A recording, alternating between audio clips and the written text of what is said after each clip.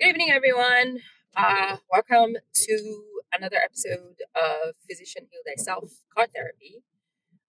If you are here for the first time, I'm Veronique. I am a general surgery resident, U.S. Army captain, osteopathic physician, and a wife to an amazing, highly esteemed husband. And this is my daily check-in therapy session with you, my anonymous, unpaid, unsolicited, forced into this position by virtue of your being on the internet therapist. Um, Today is January 15th. It's Friday. Oh, January 16th, not 15th. It's the 16th, y'all. um, and we are halfway through the month of January, which means I am halfway through my night float rotation.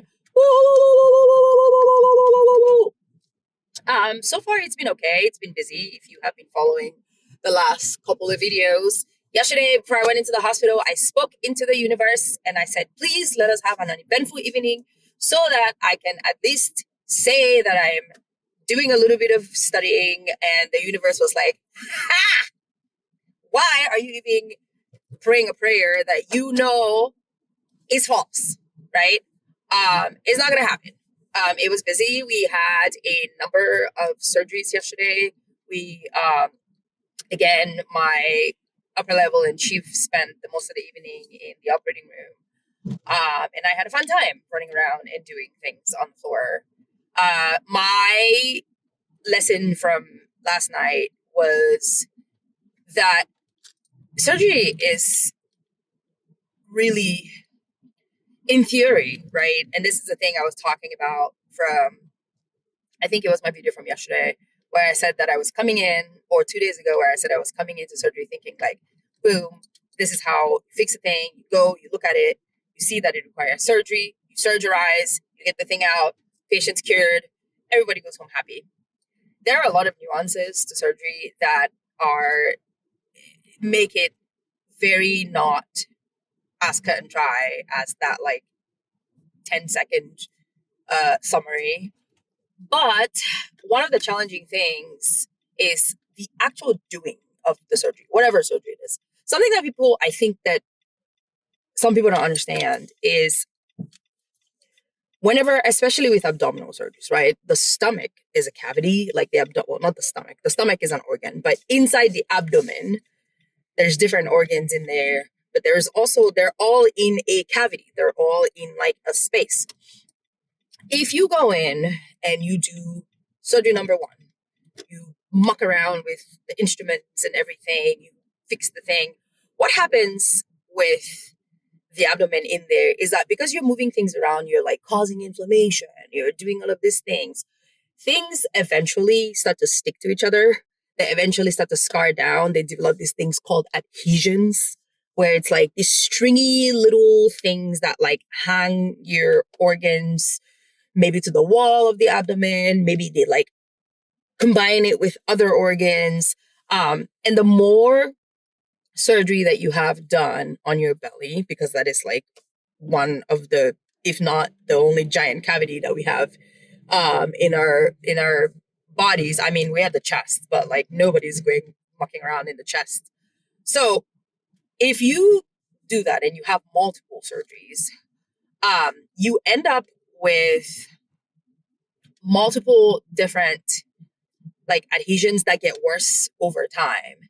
And every time somebody goes back into your belly to go try to fish around for another thing, it is a worse time. It is a worse time for everybody, most especially for the surgeon who has to go and like delicately move things and like try to figure out what's where. I say that because we had a patient yesterday that came through for something that would have seemed like it was really routine. And they got them transferred from another hospital that from at face value, everyone thought that that hospital could have taken care of this patient, which, I mean, even after the whole situation, it is possible that like they could have, who knows. But when the attendings and the chief and upper level went into the surgery and they opened this person up, it was just a sticky, like adhesion filled mess. It was just all these like organs attached to each other, which I didn't realize this until yesterday, but that is called a frozen abdomen. Like if you think about when you put things in the freezer and everything just gets stuck to each other, that's what that's called. The challenge with that is that if things are stuck together, you can't just go out there like whoosh, whoosh, whoosh, pulling everything out. You have to be very delicate because everything that's in the abdomen is soft and squishy, and especially with the adhesions, is inflamed, is scarred down. You can pull something and you can cause a tear. You can mess about with the arteries. You can cause a lot of problems. And this like repair that was supposed to be a very simple 1 hour 30, maybe 2 hours kind of thing, and ended up taking a really long time. And something that would have probably been a very enjoyable procedure ended up being this like annoying, really frustrating surgery for everyone involved. I say that just because sometimes you have patients that come into the hospital and they're like, oh, my stomach is hurting. Like, why can't you just go in there and cut it off? Sure, we could go in there and cut it off. And it doesn't matter, right? Like, because once we close your abdomen and everything, you go home, everyone's fine. But God forbid you have a reason why we need to go back in, or another reason why we need to go back in. Like every single time that happens, it stresses your body out. It stresses the surgeons out. It stresses everybody out involved. The other thing that I don't think that people realize about surgery is how taxing it is to your body outside of what we're actually doing to you, right? Like people don't realize, as I always find this funny, and I don't mean to like sound sexist, but every time that you go do something with men, especially, they're just like, I don't want to do this thing. Why don't you just knock me out? Sir, anesthetics are not a joke. We can't just be putting things in your body to help you go to sleep. They are medicines. They will hurt you. That's why we have people very diligently, very clearly monitor anesthesia, like monitor you when you're lying down. That's why we have the anesthesiologists and the CRNAs and all of that, because, you have a tube shoved down your throat. You have all these medicines that we are putting together to help you be comfortable while we're doing surgery. But those meds, they go in the body, just like the knives and the needles and everything that we use for surgery. It is taxing to the body. Every surgical procedure that you do is taxing to your body. That's why sometimes when people come into the hospital and they are ill, very ill, or elderly, or have all these different, like what we call comorbidities, these different illnesses, we try to stave off surgery as much as possible unless this person is like on the brink. And sometimes even with that, we don't even do it. Like if you come into the hospital and you have your appendix and it is burst, we won't take you to surgery because everywhere is inflamed. Everywhere is like just squishy and soft and gross. And if you go in there and you're poking around, like I said, you could tear something, you could burst something, you make things much worse.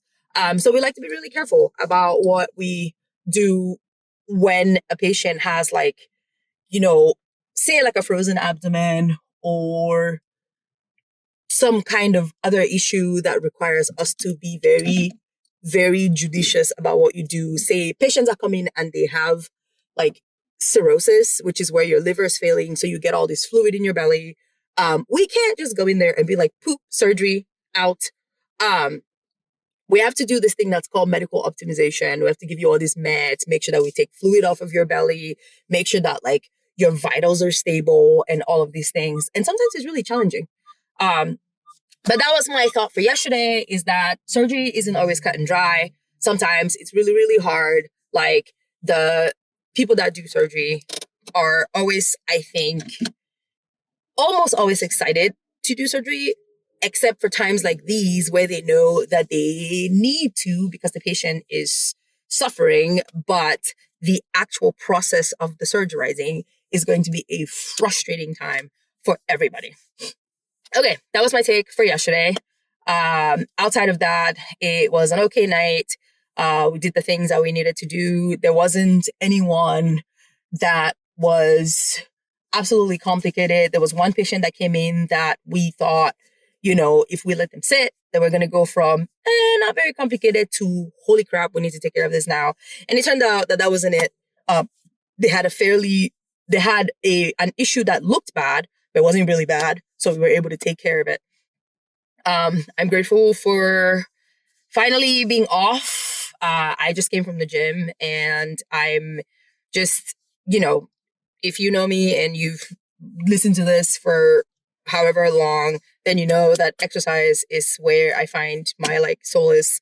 So on days when I have some time, like today, I was in the gym for 2 hours. I get to test my limits on some things, test my squat limit or Bulgarian split squat, what I can do, if I can improve, if I can get my numbers up a little bit more.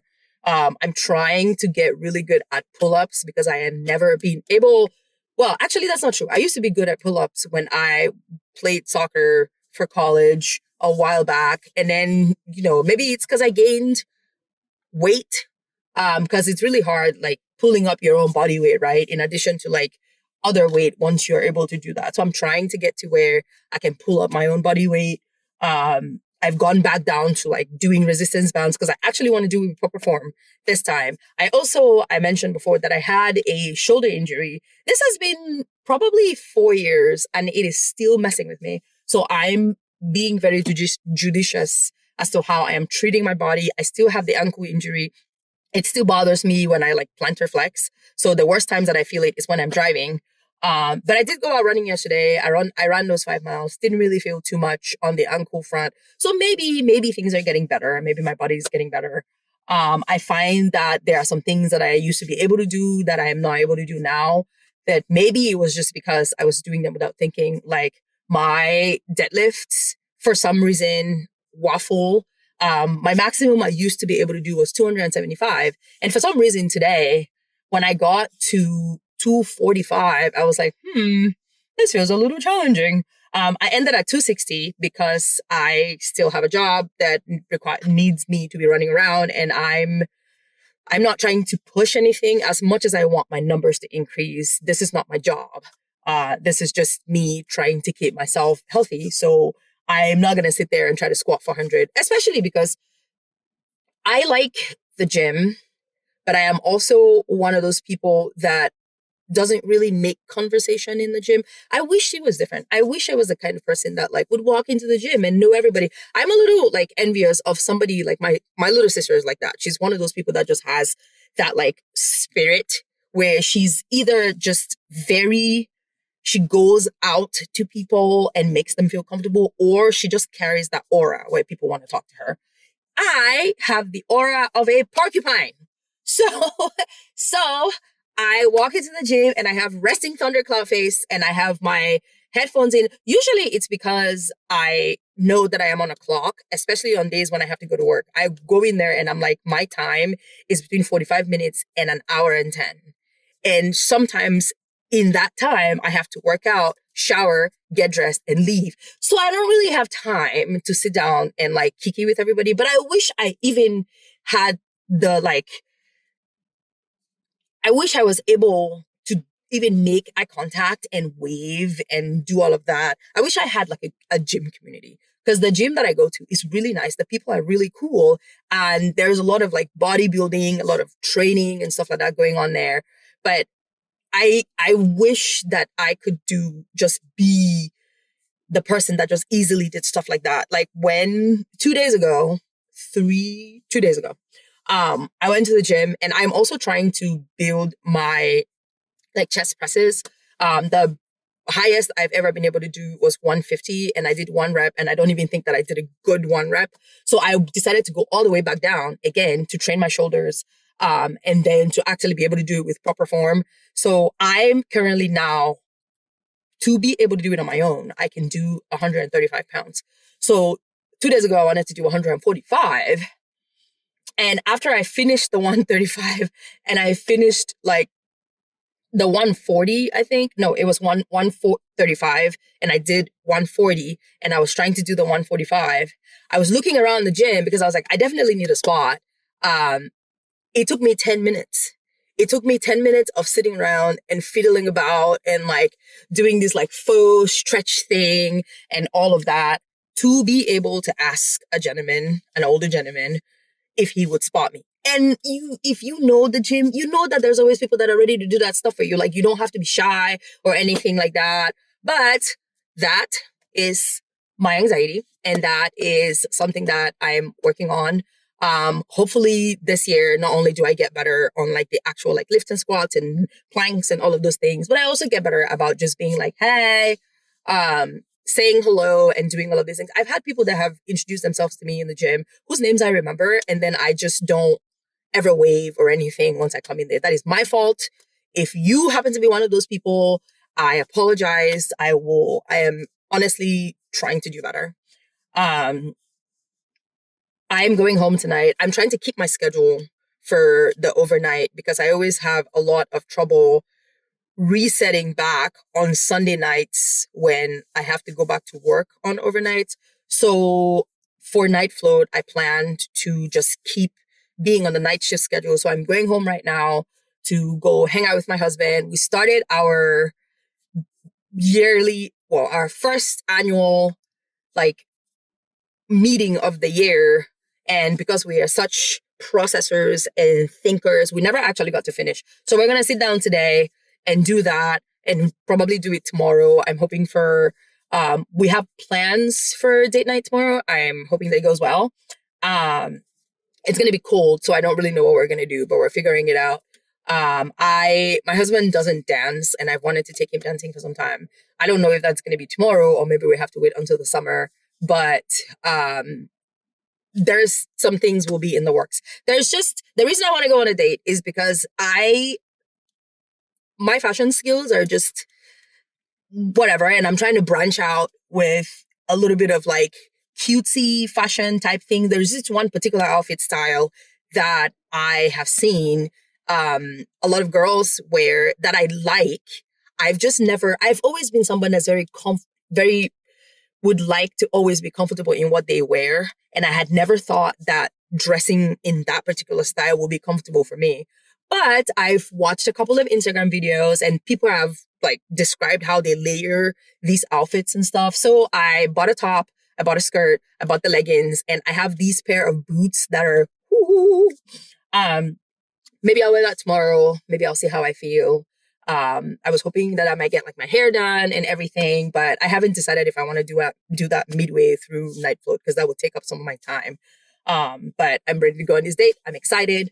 Or just like if we decide that we don't want to go on a date, which sometimes we do, I'm just happy to sit home and study and watch television and chill and not have to think about work or the hospital for another probably 48 hours. All right. If you have come this far, thank you. Thank you for listening. Thank you for watching. Thank you for being my anonymous, unpaid, unsolicited therapist in the void. I hope you have an excellent weekend. I hope you have a good Friday, eventful or uneventful, whichever one you are looking for. And see you in the next video. Bye.